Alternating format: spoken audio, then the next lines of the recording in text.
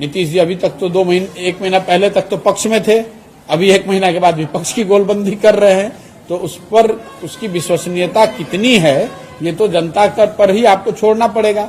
लेकिन मुझे ऐसा नहीं लगता है कि बिहार में जो नया राजनीतिक प्रयोग हुआ है उसका देशव्यापी कोई परिणाम। प्रशांत किशोर जन सुराज के बहाने बीजेपी के लिए सर्वे तो नहीं कर रहे हैं। क्या प्रशांत किशोर बीजेपी की बी टीम के रूप में काम कर रहे हैं? क्योंकि इस वक्त प्रशांत किशोर जो बिहार की राजनीति में अपनी बिसात बिछा रहे हैं उससे तो यही जाहिर हो रहा है कि प्रशांत किशोर बीजेपी की बी टीम के लिए काम कर रहे हैं। ऐसा हम नहीं कह रहे हैं, ऐसा हमारा कोई दावा नहीं है। वैसे नमस्कार स्वीकार कीजिए, मेरा नाम है भास्कर कुमार, आप देख रहे हैं बिहार न्यूज 24।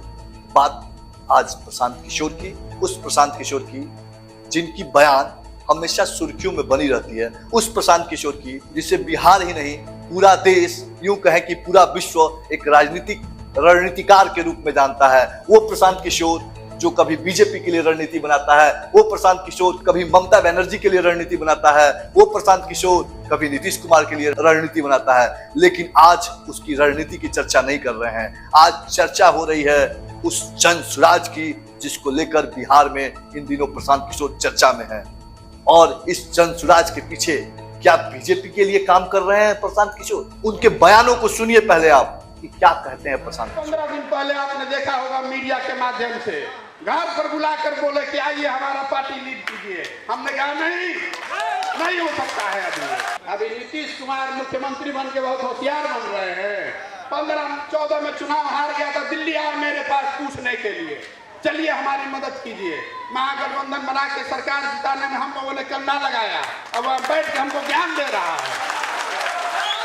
बताइए, कहीं प्रशांत किशोर जिस जन सुराज को लेकर बिहार के गली गली में घूम रहे हैं, उस जन सुराज के पीछे बीजेपी को मजबूत और महागठबंधन को कमजोर करने की साजिश तो नहीं चल रही है, ये हम नहीं कह रहे हैं। हमको बीच में आकर के कह रहा था कि अपना पार्टी को कांग्रेस पार्टी में मर्ज कर दीजिए।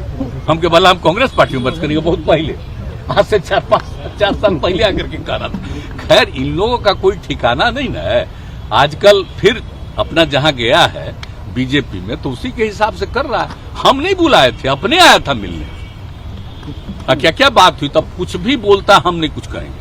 खाली आप लोग जब पूछ लिए तो इतना बता देंगे कि ये लोग को बेचारे को जो करना है उसको क्या है। ये हमारा दावा नहीं है। प्रशांत किशोर के आए दिन जो बयान है, जब बात बीजेपी नेताओं की होती है, खासकर नरेंद्र मोदी और अमित शाह की, तो प्रशांत किशोर अपनी तिखा टिप्पणी से बचते नजर आते हैं। कहीं यह प्रशांत किशोर का बीजेपी के प्रति सॉफ्ट कॉर्नर तो नहीं है।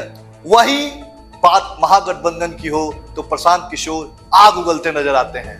आखिर ऐसा क्यों?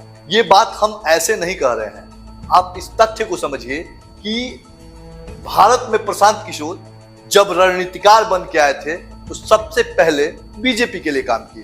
तो कहीं बीजेपी की उनकी जो हमदर्दी है वो आज भी उनके दिल में जिंदा है क्या? कहीं बीजेपी प्रशांत किशोर के जरिए वही पॉलिटिक्स महागठबंधन के खिलाफ तो नहीं खेल रही है जो पिछले चुनाव में नीतीश के खिलाफ चिराग पासवान के जरिए खेला था। प्रशांत किशोर बीजेपी के लिए काम कर रहे हैं या नहीं कर रहे हैं, प्रशांत किशोर बीजेपी की बी टीम है या नहीं है, आप हमें कमेंट बॉक्स में अपना सुझाव जरूर दीजिएगा। आपको क्या लगता है, क्या वाकई प्रशांत किशोर बीजेपी की बी टीम के लिए काम कर रहे हैं?